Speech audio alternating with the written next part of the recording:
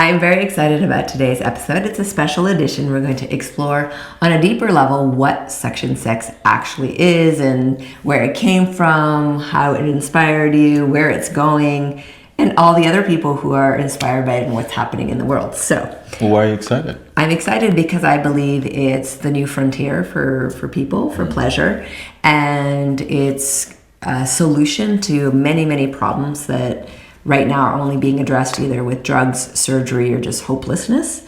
And so that's why I'm excited to be with all the listeners again. I really, really love being here. So Aaron, why don't we just jump in? All right, let's do it. Yeah. So tell me first of all, or tell us what suction sex is. If I had one word for it, I'd call it evolution. Evolution. It is the evolution of sex. Okay. And what I mean by that, it is a way that people are going to be able to conceptualize sex differently, a way that they're going to be able to have a new logic around creating sensation, and ultimately it's a whole different sensorial alignment on how they ultimately explore it, and it takes on its own form in between two people's bodies. What do you mean by sensorial alignment? That's kind of a nerdy statement there. Well, when if you're having to go through a step-by-step process where you need to memorize it, then it's kind of more in your head, but brain, and you're doing like a conceptual memory, thing. Yeah, exactly. Yeah. Versus or an ideology thing. Precisely. Versus if you're just tapping in with how something feels, it's like when you're riding a bicycle. Or like touch. At first you ride a bicycle, you're trying to do the handlebars, you're trying to pedal, you're trying to hold your balance, and it's a bunch crash. of different things, exactly. But later on, you just get on the bicycle, and by feel, you're flying down a mountain, and you know how to navigate all the different obstacles Such an awesome that are there. feeling. It really is. But to illustrate, though, further what I mean by the evolution of sex, I would like to draw on two different stories. Okay. Both stories are two dicks. Now, by dicks, I mean a guy by the name of Dick Cavell, as well as Dick Fosbury. You liked saying that, didn't you? I did, really. What better stories could you have than two guys named So Dick? what did these guys do? Are they porn stars? What's going on? No, quite the opposite. They were part of the evolution of the biomechanics of different athletic events. Okay. So Dick Cavell, back in 1899, he is the person who literally changed the way that freestyle was popularly done in competitions. He'd actually have his legs tied together and start beating people, because at that time people were doing kind of the freestyle? breaststroke. Oh, so swimming freestyle. Swimming, exactly. I'm not very educated in the sports realm. Well, I guess you have other freestyles. You have freestyle wrestling. But anyway, so for freestyle swimming, you have the breaststroke was the one that people were most popularly using.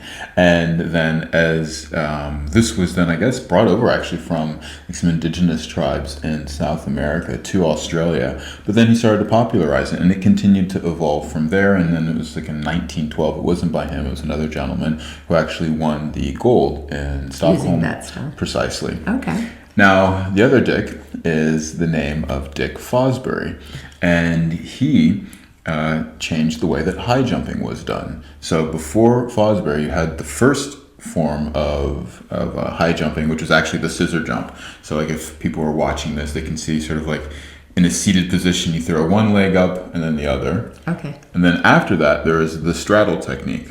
And this was more of like if you imagine throwing one leg over and then stomach down, rolling over the bar. Okay. Okay? It's kind of like how you'd get on a horse, I guess, if you then fall off and go on the other side. Okay, trying to imagine that right now. Yeah. My brain's like, But nowadays, when people watch high jumping, as opposed to rolling over stomach down over the bar, they jump backwards and the back goes and then the legs last kick over. Okay. And that's called the Fosbury flop.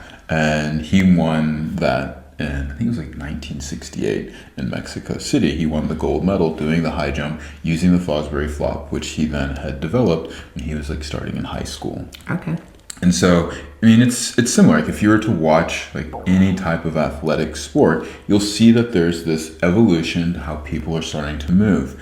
And the evolution I'm speaking of is that evolution of friction sex to suction sex. What I mean by friction sex is what you'll traditionally see in porn. It's like sort of this one-dimensional way of getting sensation, which is by going harder and faster and banging away, and it requires, more extreme actions, bigger penises, tighter vaginas. And there's this myth that is the way that one is going to get to some higher state of pleasure. To be like everywhere. Yeah. I'm imagining it's even everywhere, even in places that haven't even seen porn, because it seems like to be the most obvious way to move. Because you watch like dogs and animals move and they do it that way. I mean, I've seen a lot of animals, I think, move better than porn stars. So they start circling their hips and doing lots of different things. Oh, but really? in general, though, in nature, though, yes. Bigger means stronger, which then means like better or superior or more alpha or whatever the term may be. I just mean by like the very intense piston-like friction that I see like rabbits and dogs and many animals go through. Well, I mean, too, I think it does. Tortoises, they seem it does have this kind of mechanical tendency towards it, Yeah. and I think there's like some ways then, if you're to look at like, well, what actually changes when you start to have this evolutionary change inside of sex. One is the concept of sex, precisely penetrative sex, because suction sex isn't just a new way for penis to vagina. It is any form of penetration. And that could be oral sex, it could be a dildo, it could be an anus, it doesn't really matter. Any form of penetration. And the main conceptual change is that with penetration, we have this kind of idea that it's one directional. Like if you take like a sword Like you and then push you something puncture. Yeah, it's like this image of a sword, you puncture something. Versus with suction sex, as opposed to friction sex, there's an understanding that sex is actually bi-directional. And what that means is that, and this gets into the logic now, that the person on the receiving side is actually actively bringing the person in with their body. And in terms of on the giving side, they're adapting to be able to be brought in to the body there. And what this does, once you start to then have this new logic that a receiver can be active as opposed to passive, and a giver can be adaptive as opposed to just sort of dictating how everything goes, there's a greater form of communication between the bodies that then allows for this sensorial realignment, as I speak about it, that as opposed to just going harder and faster with something bigger or tighter to create this more fire, to create more sensation, is that you actually start to feel for suction. You actually create a suction seal between the bodies, and then you maintain that suction, and it creates 360-degree stimulation all around all of the different walls of the genitals or whatever it is that's being stimulated.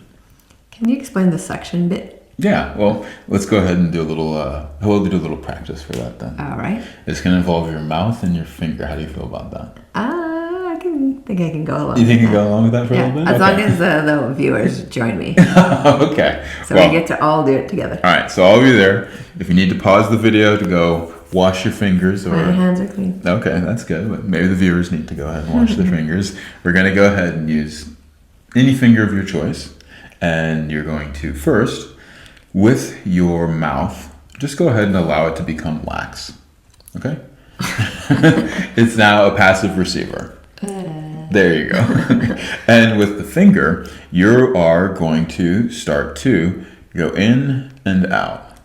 Now, start to go faster and faster. It just feels weird. Well, now you can... Do I need to close my mouth? Well, just hold on, play along now. Go ahead and go in and out of the mouth, not just sliding it around. And from here, now, continue going in and out. Start to tighten your mouth and start to go faster, faster, faster, faster, faster. Okay, now I want you to do that and create as much sensation as you can. Okay?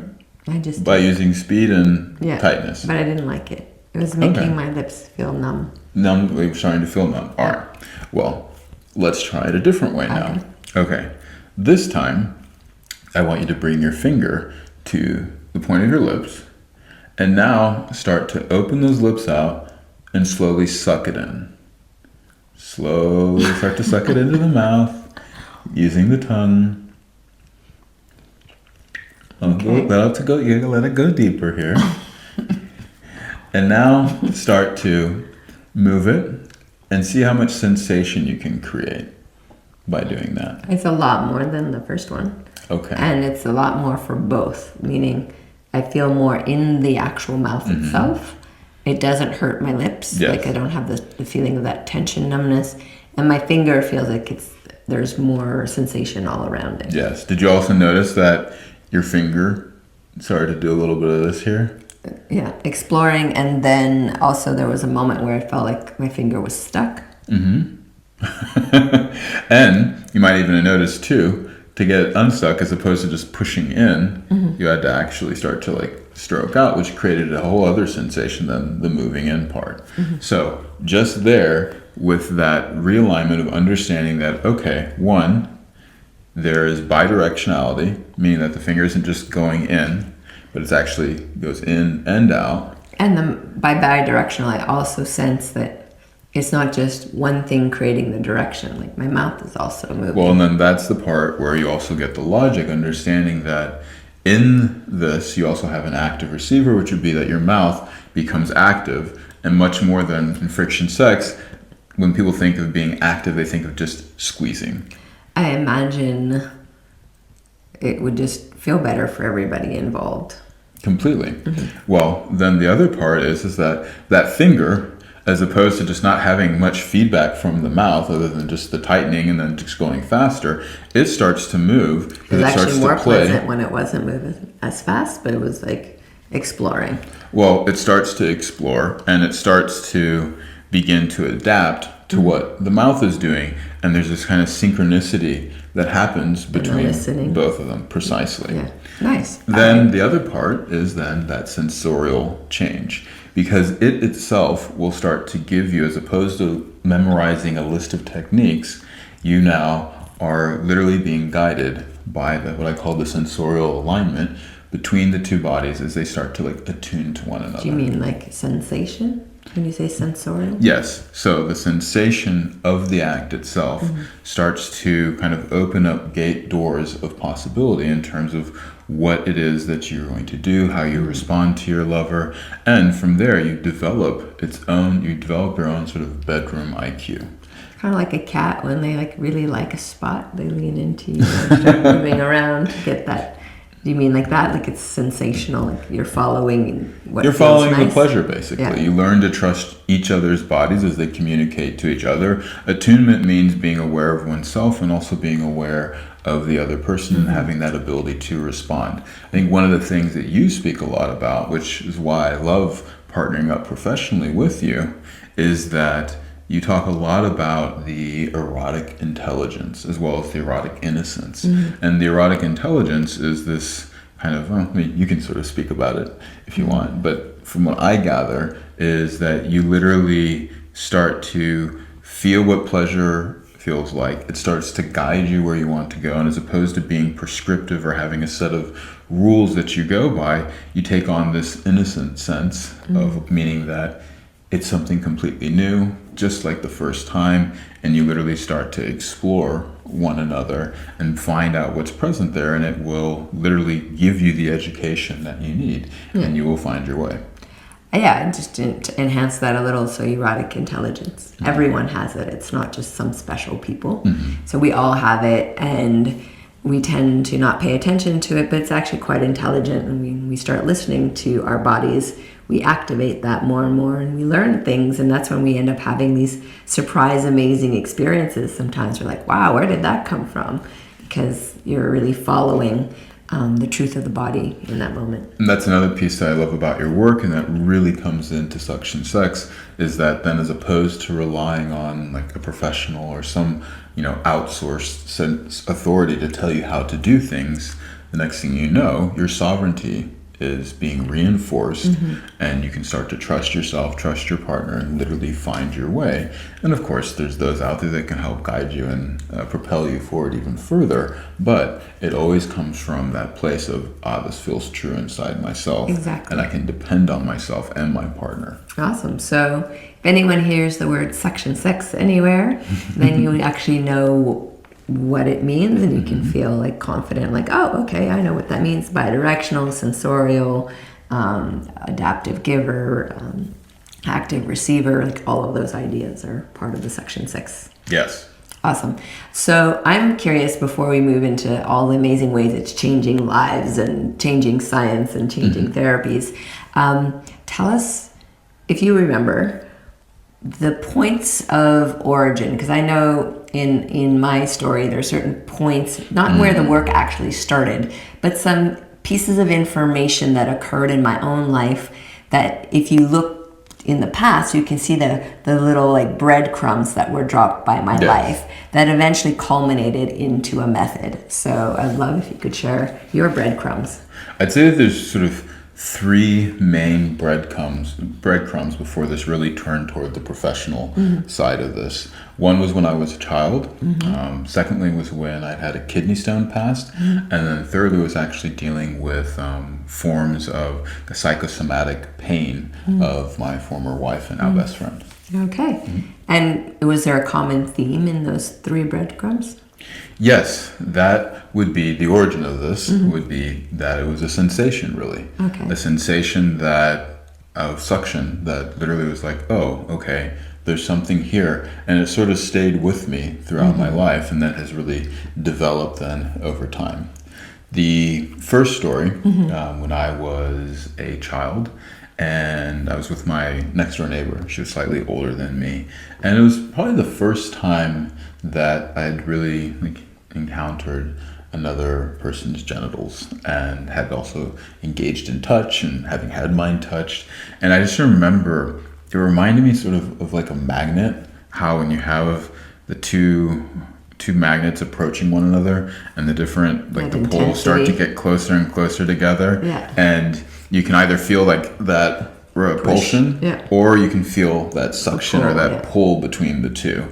And in this case, it was a feeling of my finger going towards my next door neighbor's genitals and just feeling this kind of like pull, this magnetic draw on my finger. And then when making contact, this like sensation of heat just transferring from my finger. So that would have been like a very early like childhood memory. But it stayed with you, that experience. Yes, that stayed with me.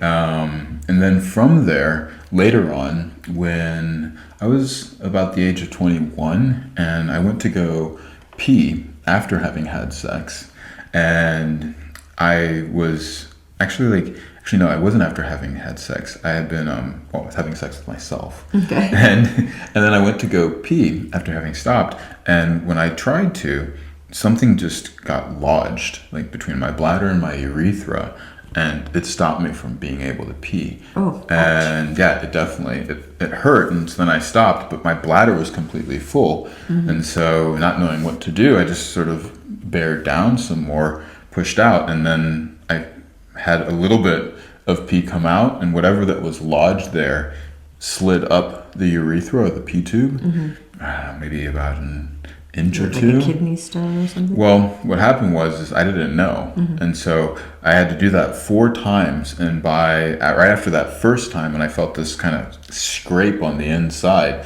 it actually had cut me and blood starts pouring out. That's pretty graphic. It was very graphic sensorially. However, though, what this did was that it hypersensitized me.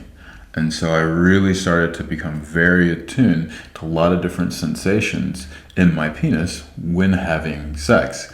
And really feeling then during penetration that there was this kind of pulling, sucking sensation from a partner's body, and also this, and not just on a mechanical level, but also on like an energetic level, literally feeling like a magnetic pull, even though there was nothing physical being touched necessarily. So you, because of the injury, you started developing a different way of sensing and feeling with your body. I think the sensation was always there. It just got dialed up, and it just could not be ignored. Okay. And then because of that, it allowed me to start to explore many different things, part of which was then when including ways of moving.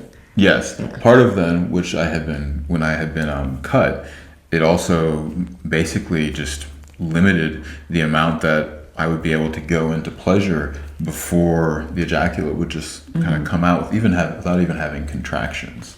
And so I've actually heard that these stone cuts are fairly common. Yes. And I just never hear anyone talk about it. So hopefully if a listener, you yourself or a partner or someone you know has had this, it's actually really important information because you did heal yourself eventually of the... Well, there are several phases of the healing. Yeah. We won't go into that. Maybe we'll have to do an episode on ejaculatory choice. Okay, let's do that. Yeah. But definitely, though, if you recognize any of this, I recommend a man by the name of Dr. Wu, Santa Monica, California.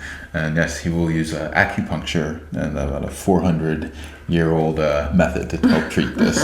But that was one of the steps, though, along the way towards healing that. But it was something that definitely kind of hyper-attuned me to a different reality of what was going on during the sexual experience. That was pretty early in your life. So. That was pretty early on in my life. I mean, I think, what did I say, 21? Yeah. No, actually, that was incorrect because that was when I first had sex. It was more around the age of 24, almost 25, than when that had happened. Okay. And then the third breadcrumb? Then the third breadcrumb then was with my then wife. And when we had become married, it was as if everything had just shut down between us, like in terms of the sexual vibe. We loved each other. We'd always had a very large sexual appetite. And there's many reasons why this happened. And I think we spoke about that in the numbness episode. And disassociation episode. So we won't go into that here.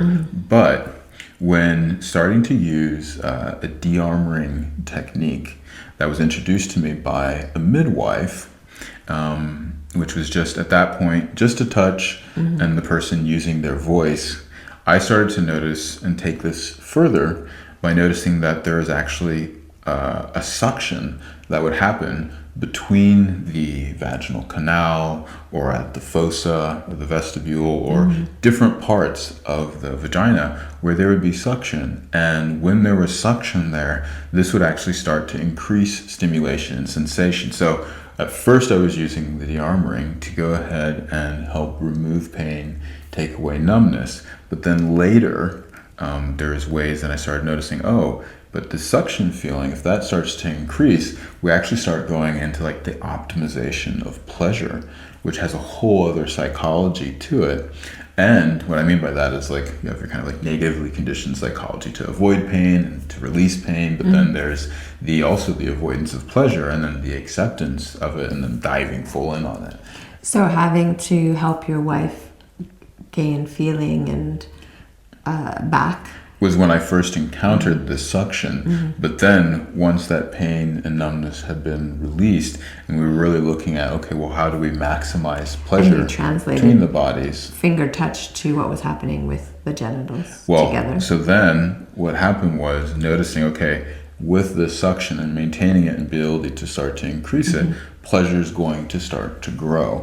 And I began to notice a lot of different patterns of behavior from either looking at like porn or looking at like even like people who were doing quote unquote tantric sex, that they all were like bearing down, like tightening up their muscles, rolling forwards to try and get more sensation, as opposed to these different techniques and ways to really start to open the body up, release the tension, and then from this relaxed state, which you talk a lot about, the relaxed state of arousal, start to then build pleasure into tremendous different ways that all of a sudden, not only are you just having like your quote unquote clitoral orgasm, but the entire sexual anatomy begin to work as like a functioning unit, the CUV complex, clitoral urethral vaginal complex, as well as the cervix, the entire pelvic floor, the breath, the body posture.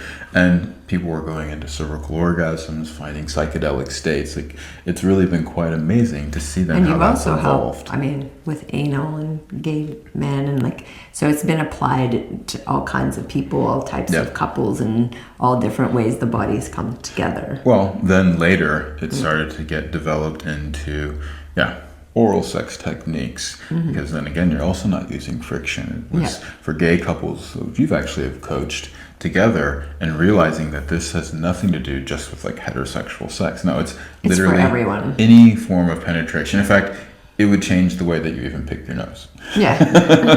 Because you'd Or start even- to open your It nostrils. does change how you touch yourself. Yes. And I think it could even change sexual medicine when someone's doing a pelvic exam. Yes. Or even helping with pre-birth preparation. And there's a lot of useful parts to understanding how the genitals can work in an optimized way. Well, and it's not just it could, it has. Like these are different applications that you have when anything is being entered, and like when any part of the body is being entered, it completely changes that perspective. And yes, professionals are using this differently, and that's a big part of what we're wanting to do, is to spread that. So I think Suction Sex has a really big part of understanding, you know, changing the way the mechanics as well as understanding the energetics that people come to the act of penetration. Well, let's now just look a little bit. So that's amazing that it developed. And I think a lot of innovation does develop out of a necessity. Like something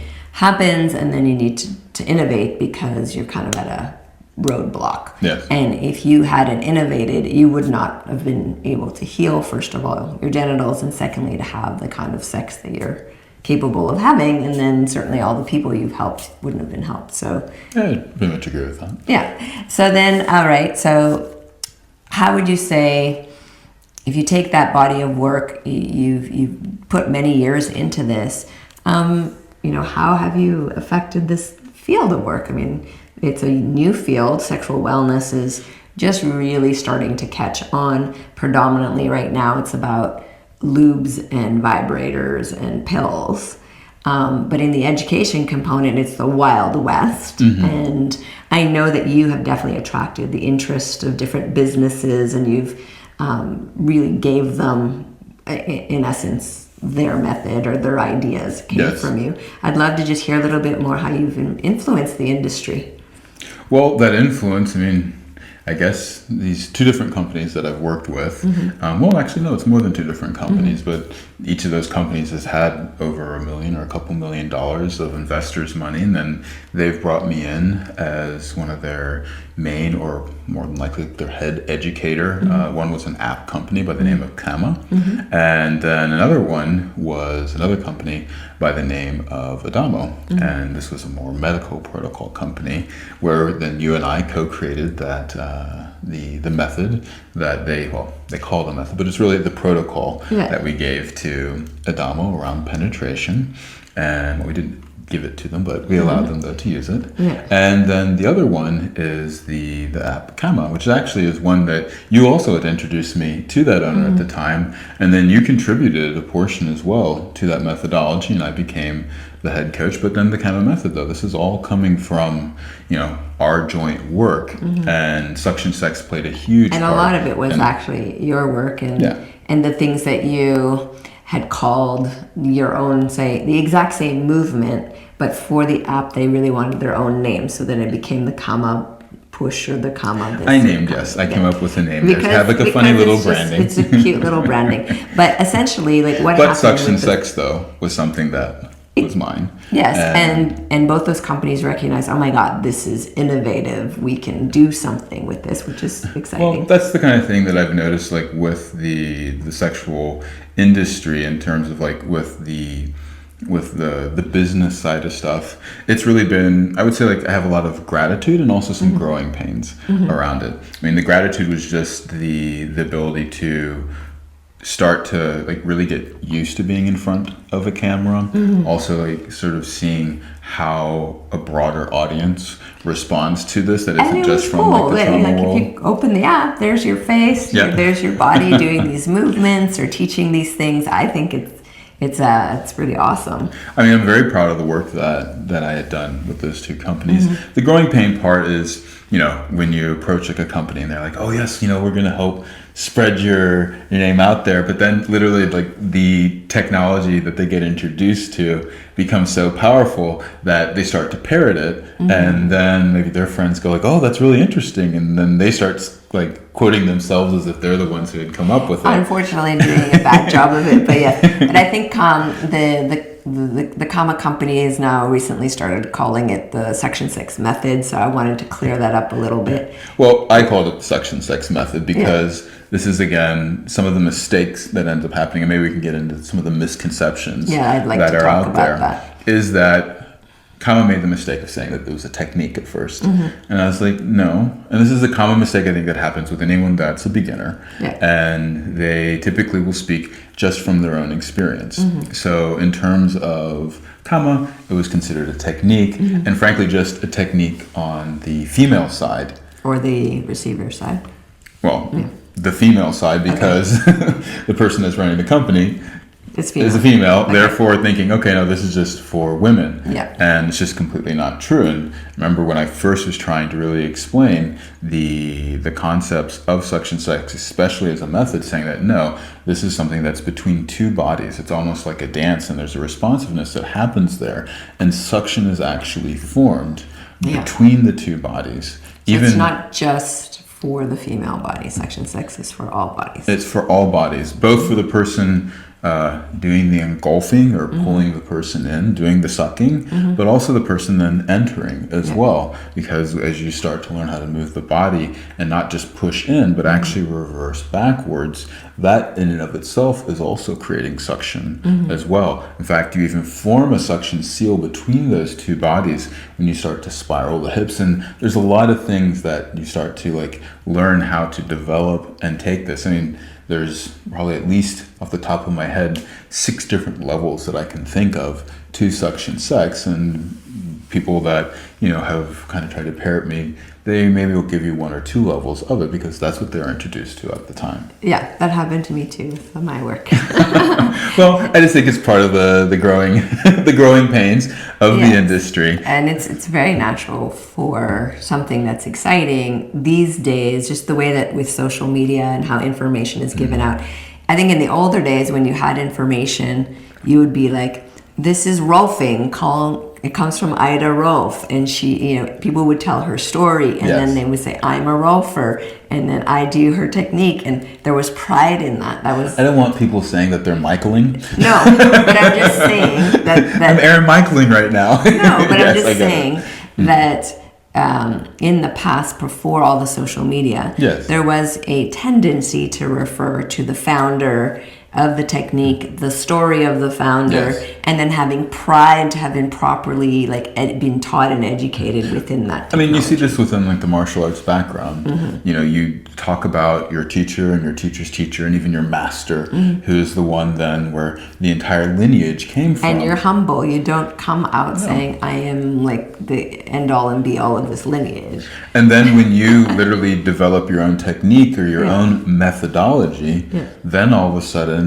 it takes on a new name, and then the person can trace their lineage from you as well as from where you learned it. Bruce Lee, right? Yeah, started with Ip Man. Or but you also look at like the actual, not the neo-tantrics, but the like Dr. Nita, for instance, who's like an actual tantric Buddhist. Like, he knows his lineage and can tell you where it came from and how it was passed to him, and that passing of lineage is very important. He also knows that what the public is going to be exposed to is only the tip of the maybe the first snowflake. There's a technique called just the tip. So anyways, okay. So back to misconceptions. So the first misconception then is that it's a technique. Yeah.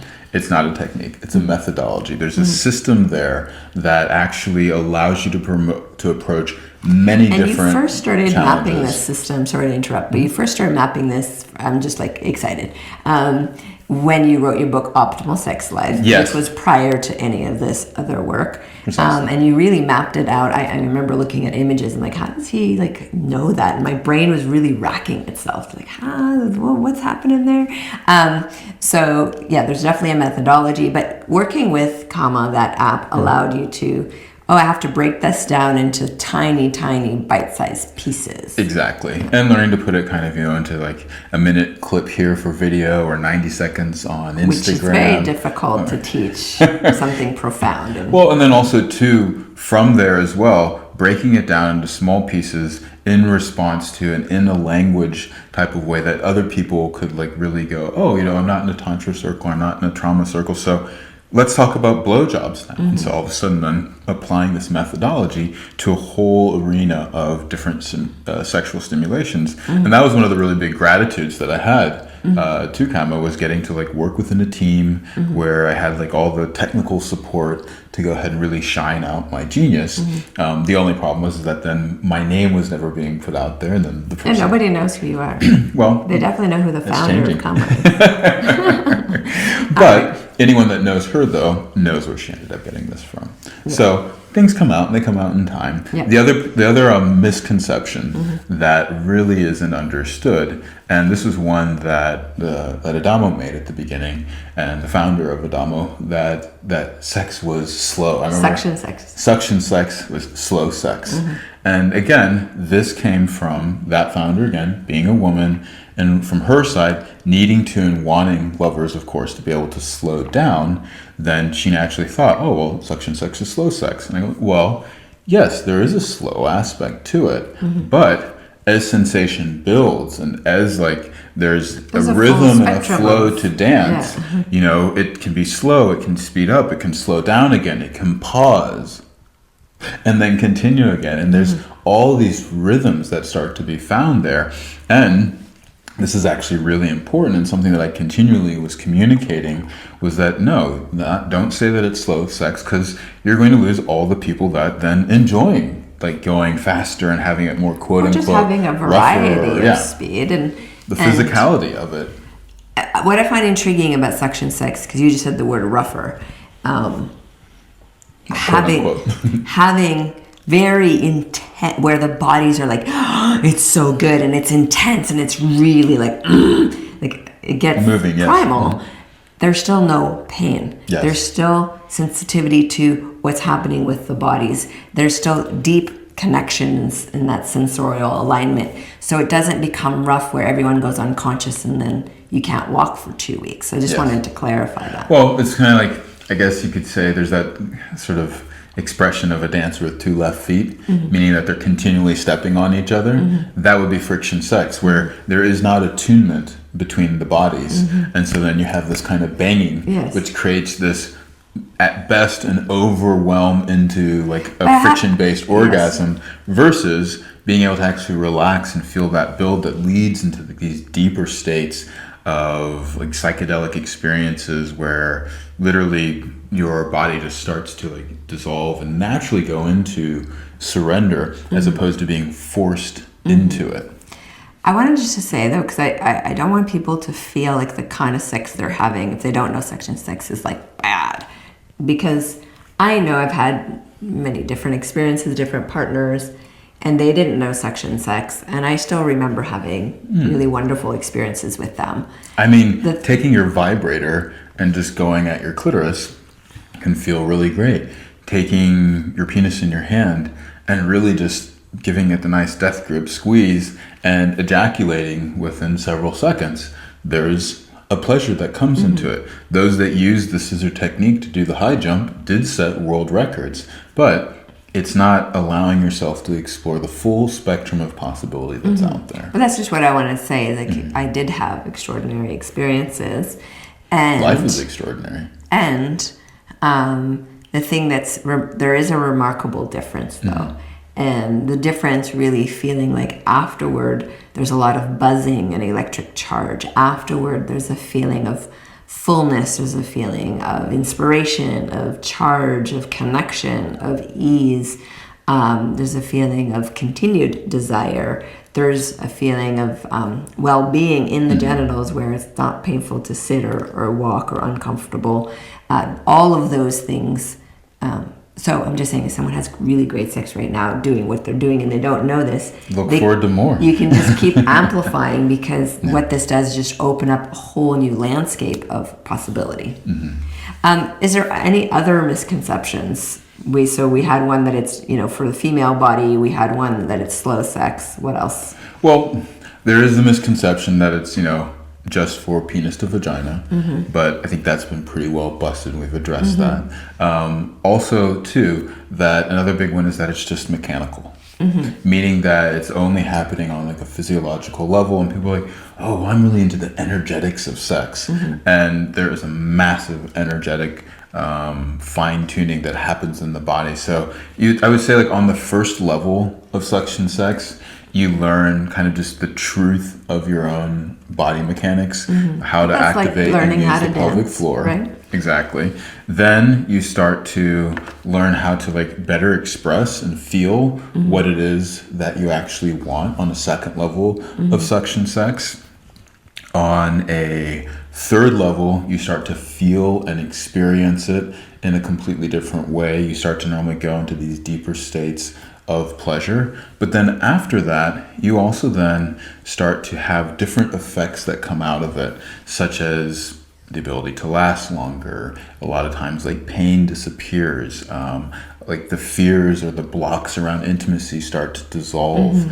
And then eventually you start to go into like these altered states of reality, meaning that like your body like feels like it's like if you've had a psychedelic experience, you start to feel this electric charge and currents build inside yourself as well as in your partner. And that sensing from there, from a sensorial perspective, you literally start to charge up your relationship, whether it's in that moment, but then also like in between the penetrative experiences where you are starting to feel this buzz and like strengthening almost of like the electromagnetic current that's flowing between your two bodies, and this continues to bring you back together, changing the relationship so that you don't fall to the wayside of your typical, we've been together for 7 years and now we've just stepped into all these routines and sex becomes boring the more that we have it.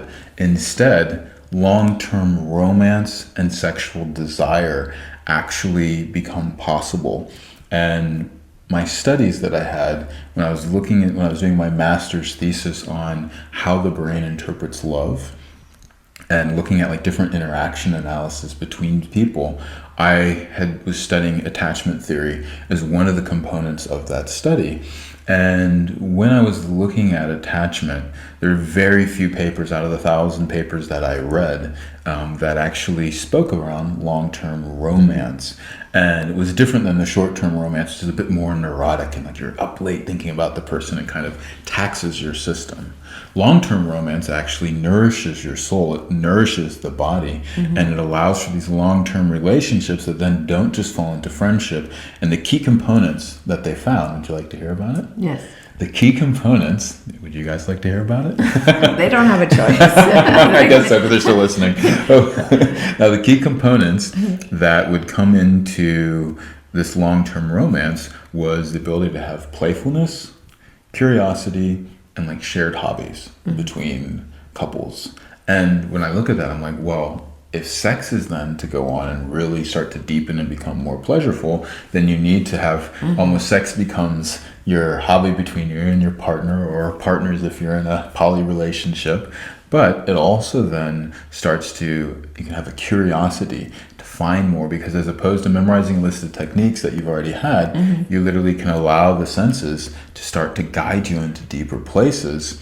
And then lastly, there's a playfulness that comes there that is so incredible. And I would even say that there's been another phase of development of suction sex by partnering with you, like on not just a professional level though, but then as an actual like life partner. And that has a lot to do with all that training that you've done with your jade egg and your just overall body awareness and the different embodiment practices that you've done, that as meeting you and feeling like how the level of, let's say, your sex game is, and then being met there has just allowed for further openings on like the energetic plane, definitely the energetic plane, and also the physical plane though, as everything starts to deepen, and then we start to like discover new things all the time. It's incredibly fun. And my nerdy sex brain is always talking to you, what was that experience like for you? And you're like, well, this is what I felt. And it's like, well, this is what was done. And then the beauty of it is the ability to pass it to clients, to other people, to be able to have those experiences for themselves. So it's not just sort of the poetry or the promises that you hear on Instagram, but then people really don't get to have. We give very practical, science, physiological based exercises that people can sort of play with these tools that then they can use in all sorts of scenarios which again is different than a technique because we're literally teaching people how to think for themselves in how a to sexual feel. experience. Yeah. Yes, think meaning with the mind, which isn't just your brain. I mean, your brain and your body, they're one. They're all made of these cells and molecules. But when you look at them, especially from my studies, when I look at the mind, the mind is embodied, meaning that the way that we conceptualize the world, the way that we orient and sense the world and go through it, our source of cognition is coming from the full body and its experience out in the world, that we would not have the same cognitive, the same way to cognate the world if we were just something that was laying on the ground. We learned to stand up, which changes, our idea that up is good and down is bad, and the way that we can touch out into a space and feel temperature changes and literally all of our skin. This is part of that thinking, cognitive processing mechanism as we develop throughout our life. I want to talk about how more some client stuff, because I think it's really important to just look at some of the problems that we've been able to address. Yes. And I want to look at both independent, solo issues, because I know you've helped a community of women who are suffering very, very high stress levels of vulvar pain, to the point where some women in that community actually committed suicide. Yes. Just couldn't handle the pain. And so I'd love to hear, from that perspective of how does an individual female without a partner deal with this using your technology, your method, and then also looking at, you developed an entire system for men. So what are the biggest things that you're seeing men do as individuals that improve their sexual function and their sexual confidence? And then thirdly, I'd like to look at the work we've done with couples and just what they're discovering. Especially I love when we work with couples who've been together a long time, their sex life is still good, but it's not what it was. And then suddenly this rediscovery and renaissance of pleasure for them. So.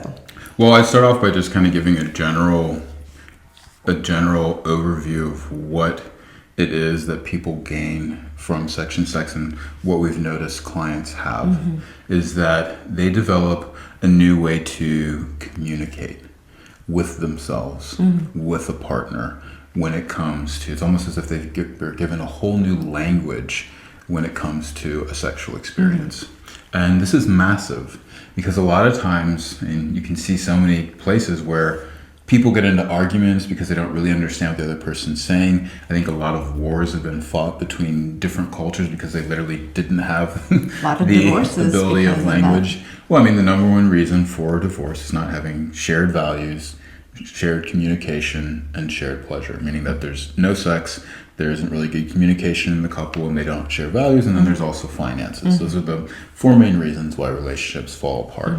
And if you think about a person on their own, we'll get it now into this story of a woman who had come to me, and she loves telling her story and has given me permission to speak about it.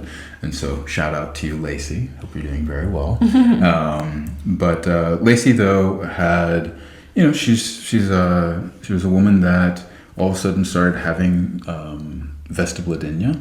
Can you tell us what that is? So right at the entrance of the vagina, you have the vulva, which is the outside. You actually don't have a word in English for the external genitals and internal genitals. People try and say vulva is the whole thing now, but actually it's the outside. The outside, and vagina then is the canal on the inside. But right in between, it's a part that's actually left off a lot of anatomical charts, is the vestibular fossa, or the fossa of the vestibule. And fossa means ditch in Latin. So if you were to look at, here would be the entrance then to the vagina. You have the labia here on the outside. If you were just to come in before entering the vagina, it's almost like this fold of skin. If you those who are watching the podcast, you can see this fold of skin. You'll see just before the what would also be called the hymen. just before that, you have, or what used to be the hymen, there's this fold, and it actually like can go in quite deep. For some people, it's almost a knuckle and a half. Others, it's less than that. But it goes almost 360 degrees around the entrance, up towards and slightly above or around like the urethral meatus. And then it stops before you get more into like the clitoral body and where the urethral meatus is. But it's called a vestibule, because sort of like if you were to see a church where the temple is the internal part of it, and there's a door there, but then there's also a door on the outside of the church, and there's that little kind of awkward room like right between where you're supposed to kind of get yourself ready before you then actually enter the temple. I think it's actually quite a beautiful analogy to what is happening then with the female body, is that this vestibule here has these two ducts that are from the Bartholin glands. It has its own lubricational system, but you can have a lot of tension that builds there, and it also just gets overlooked in penetration. It can get it's sensitive skin, so it can get influenced with hormonal changes, and so for different reasons, for whatever reason it was, really it started to hurt. And it's typically considered insolvable, like uncurable, inexplainable. Doctors would say that it's just in your head, kind of blow her off. And she did get some treatments for this, which then had worked to a certain extent, that then she was able to be more comfortable. But these type of things, like for the women in her circle, like it cost them their marriages. Some of them, as you'd said, it cost them their lives. And it definitely made them have to live almost in dread of like sexual intimacy. They couldn't wear jeans, they can't bicycle. Lots of different things. Sitting down can be painful. Now at this point, Lacey was able to do these different things, but sex though was something that like would cause discomfort and just wasn't a pleasurable experience for her. Well, she'd gotten on she had read my book Optimal Sex Life, and then called me up for some phone coaching. So over the phone, I took her through the book, showed her the practices, and told her which ones to focus on, and then would guide her like with voice on how to do this one time. And then she started doing this on her own. And literally, I mean, the messages that she wrote, like it brought tears to my eyes, just of joy, of hearing not just the happiness that she felt, but the hope that it created inside herself for her fellow sisters.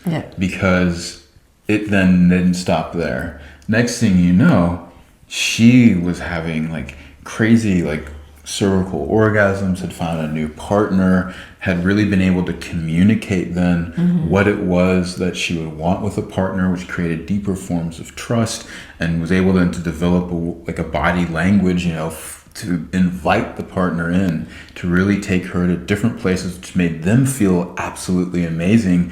And then these kind of more, high level, only like your tantric goddesses can achieve these things after years of practice. She was having these experiences on the regular and was just feeling like a complete rock star. Mind blowing if you think of this has been written off and there's no help, there's no cure, and suddenly over the phone reading your book, someone not only cures themselves but optimizes themselves. Yes. I think that's incredible. What about the guys? Like, what have you done as an individual? Well, for the men? Some of the incredible things is that you have guys where they're like, oh, I thought that I had explored everything there was about sex. And then they get into touch of feeling the world inside of their woman in a whole different way. Or inside of their man. Like even it doesn't really matter what your partner body is, but who your partner is. But that ability to start to sense and like fine tune the senses and actually feel more gives a much richer experience of life. But doesn't feeling more cause a problem? They start to, well, that's one of the things is that, so there's a program that is a derivative off of Suction Sex that I call YAFAP. So there's been this movement around NoFap, which is that, you don't make the fap sound, which is don't masturbate, because people conflate masturbation with ejaculation and pornography, which then is like a form of addiction, versus understanding that masturbation can become a meditation that then actually leads you into deeper communion with your own body as well as a partner. What I really like how you define, we don't even use masturbation because of what it actually means, to defile your hand or something like that. Yes, but defiling oneself with the hand. Yeah, but what I like about you encouraging men to how they say self-pleasure is, as a meditation, it literally becomes a training ground to how they're going to have sex. Yes. And that I like. I think guys can relate to that. Like, oh, how I touch myself is going to translate into how I am with another person. Yes. Then you want to take it a little bit more like, oh, educate me, because clearly the way I'm touching myself isn't really like giving the results that I would love with somebody. So in the way that women start to like experience these whole new levels of pleasure, men start to experience that for themselves. They also start to be able to last longer by feeling more sensation, while then noticing that their partner, who maybe has been introduced or hasn't even been introduced to suction sex, they start going into like these tremendous states of pleasure with them and this deeper sense of intimacy. And so for guys, dealing with delayed ejaculation, dealing with sexual shame, dealing with premature ejaculation, having stronger, more variety in terms of like textures and feels to the orgasms in their own body, finding ways to actually be energized by sex as opposed to just feeling a loss of energy. And some of your clients were saying, they were like, Aaron, I'm going into these weird psychedelic places and I'm just like touching myself for it. So I think that what's beautiful about that, and maybe the science behind what's happening, is the way that people typically touch their bodies. They're going into that sympathetic arousal response and using that to kind of force orgasm or by kind of like an overstimulation.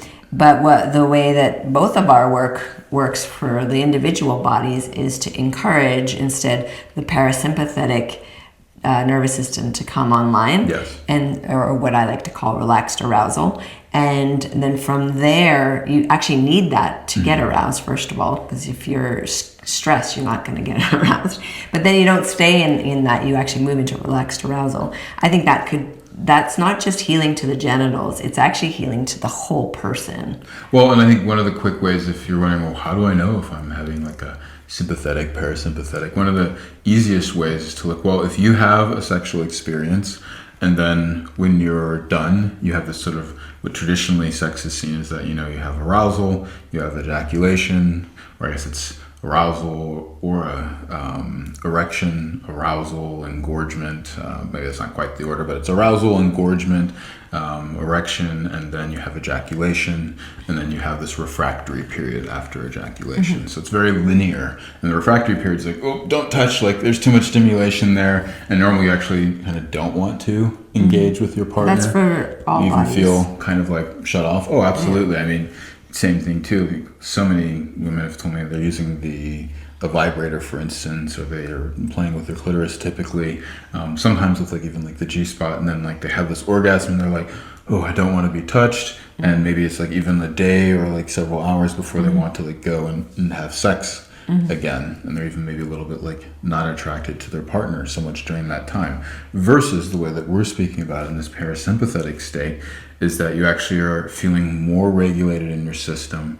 You stop because you just feel really great. And your sensuality is more online because it can be. Well, and so then when you then stop or pause, you're feeling even more sensation, even more energy. You go about your day, you come back to it, and you notice that you're actually starting at like a higher capacity. And then you can just literally begin to build a stronger foundation. It's essentially the difference between if you just like go to the gym really hard and you just are full of lactic acid because you just push yourself so hard, and then you don't go to the gym for another week, and then you don't do it again for another week. You have limited progress that way. But instead, if you start to build your capacity, then all of a sudden you're going to the gym and you're actually feeling more energized from it, and it feels good to work yourself out, but it's actually helping to build muscle as opposed to kind of like causing a diminutive effect. Precisely. Yeah. It's a rough analogy. I'm sure it's not the perfect one, but you get the idea. Well, with couples, it's been really interesting to witness a few things. One is even couples who are madly in love do have great sex. There was one couple, they had like 10 kids or something. So they're like, clearly we enjoy having Yes, sex. exactly. But they developed a language that permitted both of them to get more of what they really secretly, deeply wanted, Yes. but didn't have an ability to communicate, because some things are not always verbal. And so what we mean by a new language is some of it, yes, is verbal, but a lot of it is the somatic language, the listening to how the bodies are asking for things and directing things. So I thought that was really amazing. I loved a lot of couples who did our 9 naughty nights, and they're like, they have kids, they're super busy, but suddenly they were actually having more sex and having more fun and laughing a lot and just being more playful together during that experience. So that I loved a lot. And then we've also helped couples who have some serious problems, like people who've have had to take certain drugs or had certain surgeries. I'd love for you to just, how is Suction Sex helping in those moments? Well, this is kind of what you were speaking about as well, with this having a common language. And that common language is actually mutual pleasure. And in terms of couples, there's this kind of idea that, you've heard maybe the book popularized, men are from Mars, women are from Venus. And that kind of then also goes out into, men experience sexual pleasure this way, women experience it that way. So take turns and we should write maybe a book. kind of meet in the middle. We're all from Earth. Because if you actually use what we have here on Earth, it's an incredibly sensorial experience. Yes, and I think maybe the title would have to reference the Mars and the Venus, just to enjoy the play on that. But I think what you're saying, though, and to bring this down to earth, what I'm talking about is one of the techniques, or actually kind of methods, by dealing with consent, which is typically how you say no and put your boundaries up. But the other part of consent is actually what it is that you are desiring, and the ability to express that from an embodied place and not just have it be something that's conceptual or stating the word yes or no. So developing what is called embodied consent and introducing people to their body's yes as well as their body's no, and the ability then to bring that into the bedroom creates tremendous amounts of relaxation, safety in terms of the normal kind of different psychosomatic, and by that I mean the mental feelings of fear, for instance, anxiety, as well as then the physical states of anxiety. So typically people are going to be, if they've had trauma from the past, and then they get into a great relationship with their bodies, I can relax enough to actually feel what's going on, and all of a sudden these things. Heal these things. All of a sudden it comes up and it blocks their relationship, and they get frustrated, well, why is it with these jerks that I've been dating, I've been able to for 10 years kind of just bully through this and just have a great time, sometimes even getting turned on by the fact that they're the wrong guy, versus when I find the right guy, all of a sudden things seem to go offline, and then not knowing what to do with it. And this is where, I think also too, helping to bring in medical professionals to be able to better understand this and even start to assign these different technologies that we're creating as protocols to help people out. Because what we've seen with couples is that all of a sudden some of these basic sensations of I feel anger, which is normally accompanied with the sensation of pain, or anxiety, which is, I feel I'm have this emotion of fear or whatever. I'm in a state of fear. My nervous system's in a state of fear, but it's registering as this kind of anxiety that's inside the body, or even shame and disgust and numbness and boredom. All these things, when they come up, it's the ability to start to transform them into joy and pleasure, calmness and relaxation, safety and trust, as well as then being able to have excitement and novelty and closeness and this feeling of intimacy, and having actual practices that teach people how to transmute these different embodied states that they're in. I think becomes a very important tool for couples to start to go through this cycle of what we talk about as embodied love. I think that one of the things that we have witnessed is that people who are typically avoidant who learn this start to be more comfortable with connection and intimacy. People who are more typically anxious start to actually relax and be more self-regulated and spacious and secure. So I think it's really a phenomenal thing. And we are also wanting, like, now I want to move into like what's the vision for Suction Sex. We've definitely brought it into the medical field through medical protocol to deal with sexual penetrative issues.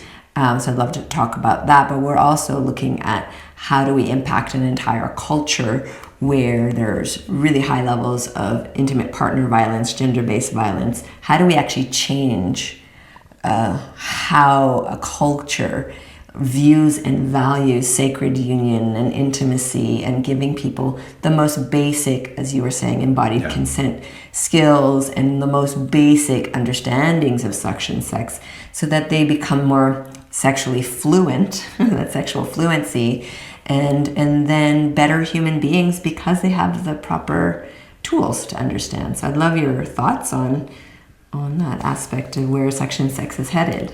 Well, I would say that there's kind of two ways to look at this. One is the more bottom-up perspective, and then there's the top-down perspective. So from the top-down perspective, such as you said, really making sure that like healthcare professionals are introduced to the different protocols that we're building so that it can start to trickle out through those organizations to the healthcare providers and given out to clients. But the other part, though, too, the bottom-up effect is, a lot of times I get asked the question, well, do you practice what you preach? And yes, like this is the way that, with you that we explore and like dive deeper into sex and it's not this conscious thing. It's something that literally becomes just part of consciousness when then going into a sexual experience, it becomes very second nature. And so whether it's from the top down or the bottom up, this idea that that love is embodied. So when I say embodied love, what I mean by this, the embodied love lounge, like it's that love is not just a feeling that you have.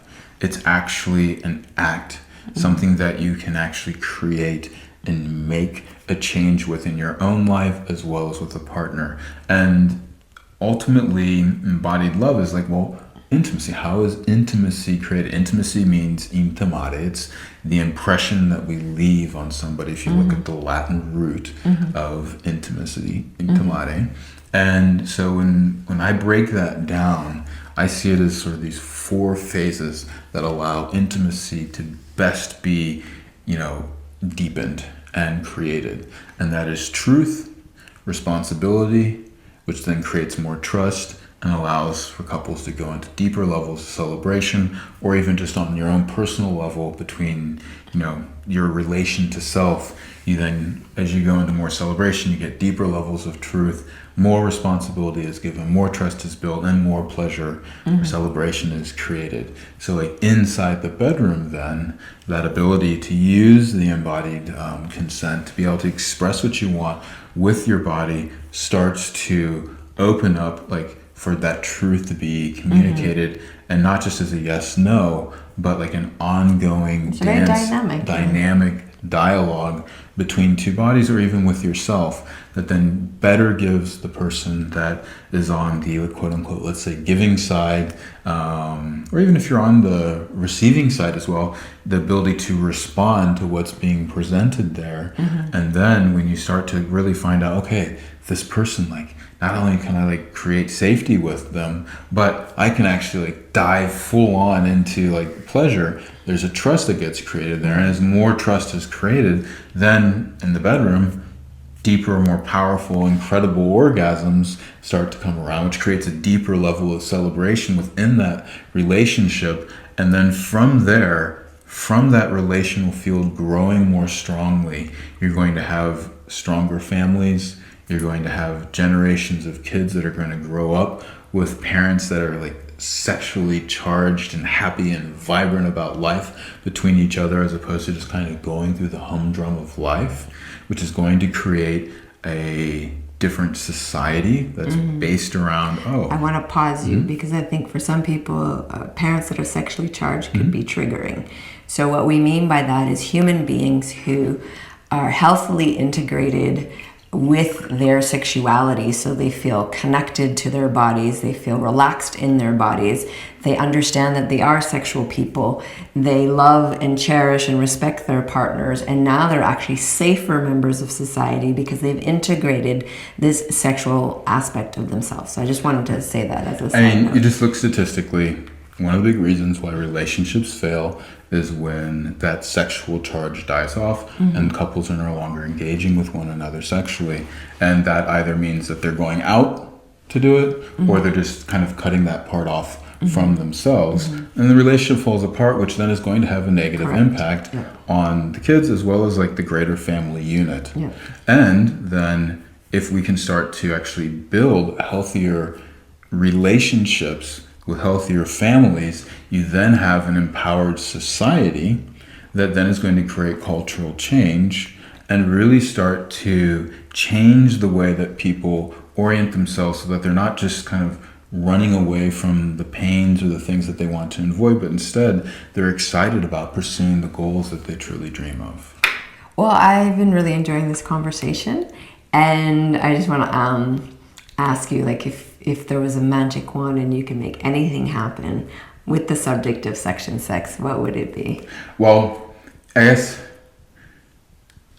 let's put it this way, maybe as opposed to the magic wand, if I had a vision of like the future with Suction Sex, and if I could wave that wand to create that vision, then it would be, the word that comes to mind is laughter. But then also that of like a deep faith as well. And what I mean by laughter is that in the same way, if we look at maybe like really old like dance videos, or if we look at really old like athletic events, we kind of go like, why is it being done in that way? It just really seems uncoordinated and disjointed, that I would love for people to then look at, and maybe this happens a bit like when we see some older films, are like, that's a really weird way of acting. Or if you look at like old school comedy, like can't even relate to it. Like, that's really boring. And there's a deep respect now. I mean, with me at the UFC, like I have a deep respect for how it was, but there has been an extreme evolution though of it, and you can see, okay, this is the learning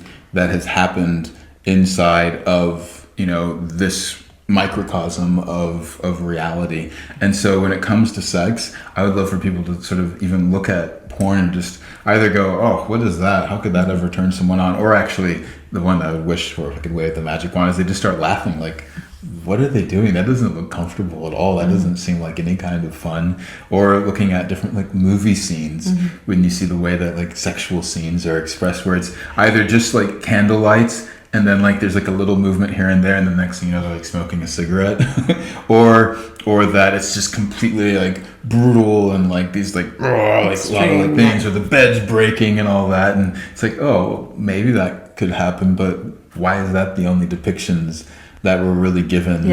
Or even, for instance, like when I listen to a lot of like popular music and the expressions that people use to describe good sex, about like, I mean, some of the terms like, oh, like beating it up, or like, oh, you gotta like tear it up, or like, or I came in 10 seconds kind of thing. Yeah, that kind of stuff, like bragging on these kind of weird things, and just like, why is that like a merit of what good sex is? And that becomes laughable because there's such a strong cultural change. I would love to see that people are, no matter their beliefs, their faiths, their culture, that there's a more general relaxation and acceptance of this very human aspect of us, and to have people feel actually empowered with good education.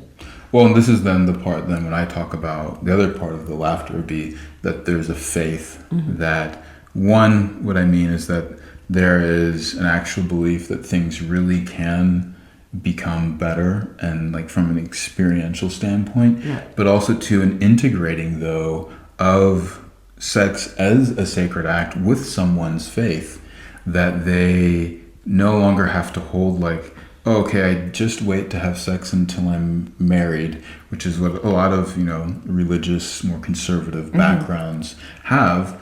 And I believe that there is an importance to like understanding the sacredness of faith and not just having sex with just anybody.